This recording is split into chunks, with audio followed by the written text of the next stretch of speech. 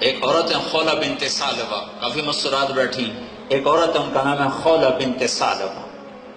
ان کے خامن نے ان کو طلاق دی تھی، طلاق تھی جاہلیت کی، جس کا لفظ ہوتا تھا انت علی کا ظہر امی، تو میرے لیے میری ماں کی طرح ہے۔ تو اس پر جو طلاق پڑتی تھی وہ ایسی طلاق ہوتی تھی کہ کسی طرح بھی رجوع نہیں ہو سکتا تھا۔ 3 طلاق میں تو رجوع ہے کہ کہیں اور شادی ہو جائے، پھر وہاں سے طلاق ہو جائے، پھر دوبارہ شادی ہو جائے، لیکن اس طلاق میں ہمیشہ کے لیے وہ عورت اس مرد اور وہ مرد اس عورت کے لیے حرام ہو جاتا تھا، اور شریعت میں ابھی کوئی فیصلہ آیا نہیں تھا، اور جو عرب میں دستور تھا اسی پر کام چل رہا تھا۔ تو اوس بن مالک رضی اللہ تعالیٰ عنہ نے خولہ بنت ثعلبہ سے کہہ دیا تو میرے لیے میری ماں کی طرح۔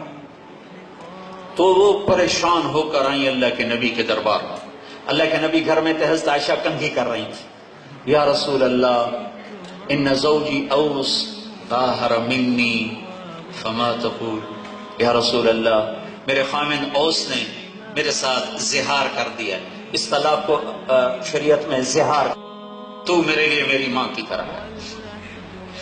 میرے خامن نے میرے ساتھ زہار کر دیا ہے، کیا حکم ہے؟ تو آپ نے فرمایا حرمتی علیہ، تو حرام ہو گئی، طلاق ہو گئی۔ وہ کہنے لگے یا رسول اللہ آپ نظر ثانی فرمائیں، انہ ابو ولد، وہ میرے بچوں کا باپ ہے، وتفرق اہلی، اور میرے ماں باپ مر چکے ہیں، میں کس کے سہارے زندگی گزاروں گی؟ تو پھر آپ نے کہا حرمتی علیہ، خولا کام ختم ہو چکا۔ تو پھر کہا یا رسول اللہ اب مہربانی فرمائیں، اب مہربانی فرمائیں، بچے جنتے جنتے میری جوانی ڈھل گئی، ماں باپ بہن بھائی میرے دور ہو گئے، اب میں کس کے سہارے زندگی گزاروں اور یہ بچے کس کے پاس پلیں؟ جب تیسری دفعہ بھی انہوں نے زور لگایا تو اللہ کے نبی خاموش ہو گئے کہ بھائی مانتی تو ہے نہیں تو آپ خاموش ہو گئے، بس عائشہ کنگھی کر رہی ہیں۔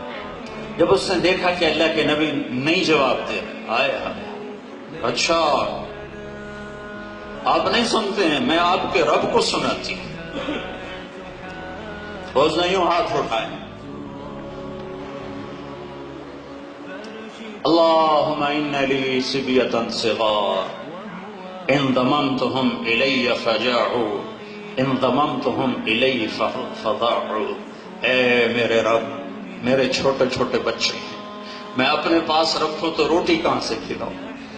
اور اوس کے پاس رکھوں تو تربیت کون کرے گا؟ تربیت تو ماں کرتی ہے، اے میرے رب اپنے نبی کی زبان پر میرے حق میں فیصلہ اتار۔ یہ نہیں کہا کہ جو تیرے ہاں ہے وہ فیصلہ اتار، اللہ کو پابند کیا کہ اللہ فیصلہ میرے حق میں آنا چاہیے، میرے خلاف نہیں آنا چاہیے۔ ابھی اس کے ہاتھ نیچے نہیں آئے کہ اللہ کے نبی پر وحی طاری ہوگی، اور اس وقت آپ بالکل عجب حالت ہوتی، آنکھیں بند ماتھا پسینہ۔ تو حضرت عائشہ نے کہا خولا خولا چپ کرو چپ کرو، وحی آ گئی وحی آ گئی۔ جب اس نے دیکھا وحی ہے تو اس نے اور زور سے رونا شروع کر دیا کہ پتہ نہیں میرے حق میں ہے یا میرے خلاف ہے۔ جب وحی ختم ہوئی تو آپ نے آنکھیں کھولی تو آپ ہنس مسکرا پڑے گا، خولا مبارک ہو، اللہ نے تیرے حق میں فیصلہ لیا،